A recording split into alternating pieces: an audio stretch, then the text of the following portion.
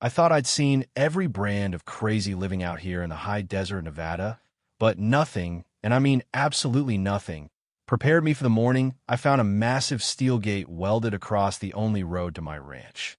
I'm standing there in the pre-dawn light, coffee in hand, looking at this industrial-grade barricade that wasn't in Oppos. There 8 hours ago, and I realized right then that the suburban rot of the nearby valley had finally crawled up the mountain to find me. My name is Silas Thorne, and for 12 years, this stretch of scrub brush and rimrock has been my cathedral, my fortress, and my peace. But apparently, a group of people I've never met decided my driveway was now their jurisdiction. You have to understand the geography to understand the audacity of what they did, because my property, the Blackwood Rise, sits a good 2 miles past the last manicured lawn of the Gilded Mesa development. I bought this land specifically because it was unencumbered, a private island of dirt and sagebrush where the only rules were the ones I made for myself, and a deed to my land is older than most of the people living in those stucco McMansions down the hill. It clearly states a private, exclusive easement, mine and mine alone. Yet there was a 3-inch thick steel arm with a keypad blinking red like a taunting eye, telling me I needed permission to enter my own life. The silence of the desert usually feels like a warm blanket, but that morning it felt like a fuse burning down, and I knew exactly who had lit it before I even saw a name on the gate. About a month prior, I'd had a run-in at the local feed store with a woman who looked like she'd been carved out of expensive marble and spite, Beatrice Vane. She's the kind of person who wears a designer blazer to buy birdseed and speaks to the cashier like she's negotiating a hostage release. And as the self-appointed czar of the Gilded Mesa HOA, she made it her mission to civilize the surrounding wilderness.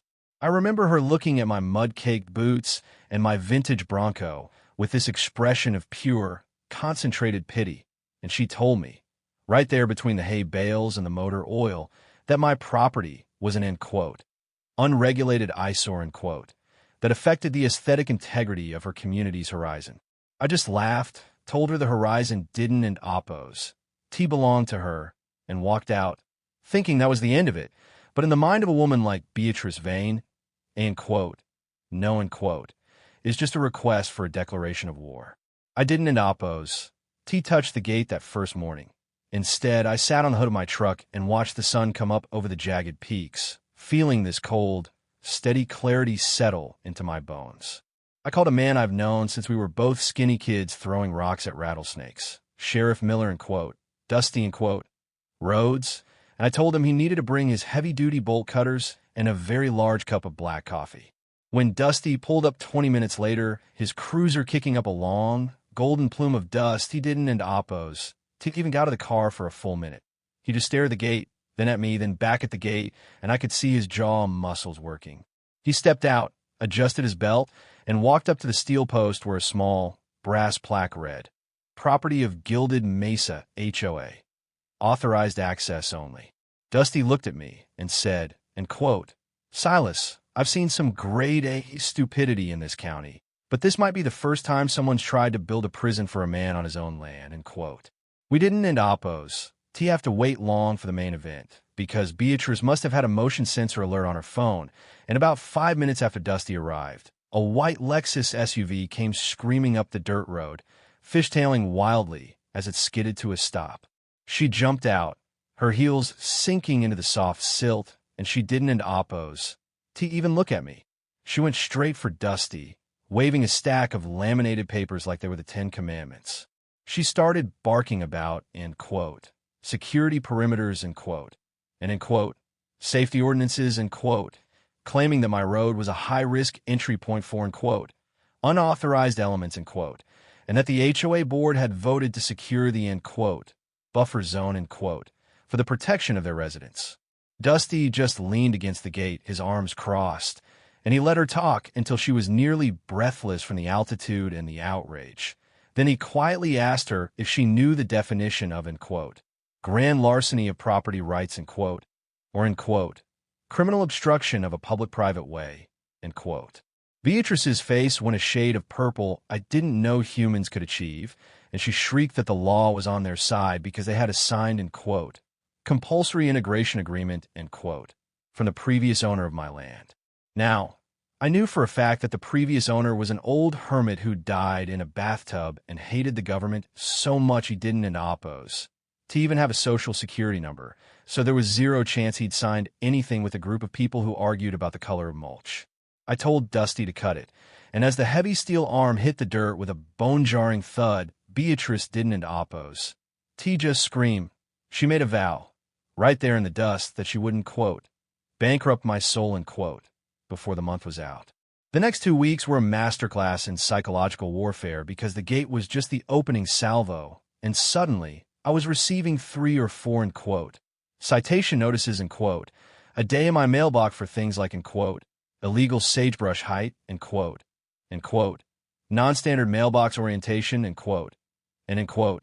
light pollution from porch lanterns, They were trying to manufacture a history of non-compliance to justify a lien on my property, but the real kicker came when I found a brand new, even larger gate installed 50 yards further up the road, this time reinforced with concrete footings that looked like they were designed to stop a tank. But Beatrice was getting sloppy because she was operating on pure, unadulterated ego now, and she didn't oppose. T realized that my quiet life didn't oppose. T mean a slow mind. I have a nephew, Leo, who's one of those kids who can talk to computers better than people, and I had him come out and set up a series of, wildlife cameras, that were so small they looked like knots in the juniper trees. We didn't oppose. T just catch the contractors installing the gate. We caught Beatrice herself at 3 in the morning, dressed in a black tracksuit like she was in a spy movie, hand-placing, evidence, of trash and old tires near the gate to make my property look like a dump for her upcoming board hearing. The best part, though, was when Leo showed me how the new gate worked. It was a high-end system that relied on a local Wi-Fi mesh, and the default password was literally the HOA street address. I sat in my darkened living room with a laptop, watching the gate swing open and closed on my command, and I realized that Beatrice hadn't oppose. T just built a wall. She'd built a stage for her own downfall. The turning point came from an unexpected source, a man named Arthur, who was the treasurer for the Gilded Mesa HOA and looked like he was about one stressful afternoon away from a heart attack. He met me at a roadside diner about 10 miles out of town, sweating through his shirt and glancing at the door every 30 seconds, and he pushed a manila envelope across the table toward me. He told me that Beatrice had been dipping into the community's, emergency infrastructure fund, to pay for these gates, nearly $60,000 of the residents and oppos, money spent on a personal vendetta, and that she'd been forging board meeting minutes to show a unanimous vote that never actually happened. Arthur was terrified of her, but he was more terrified of the audit that was coming, and he told me that Beatrice was planning to present a, forced annexation deed, at the county courthouse the following Monday, using the forged agreement she'd mentioned to Dusty. Monday morning at the courthouse was a scene out of a fever dream because Beatrice arrived with 2 lawyers who looked like they'd been plucked from a high-rise in Vegas, and she had this look of absolute, terrifying triumph on her face. She stood before the judge and presented her case, spinning this tale of a, lawless mountain dweller, who was a danger to the safety and property values of her fine citizens, and she produced the, compulsory integration agreement, as her smoking gun. The judge, a no-nonsense woman named Sarah Vance who had spent 30 years hearing land disputes in the desert, took one look at the document and frowned. Then she asked me if I had anything to say. I didn't oppose. Say a word. I just handed her the manila envelope from Arthur and a tablet preloaded with the footage from my juniper tree cameras.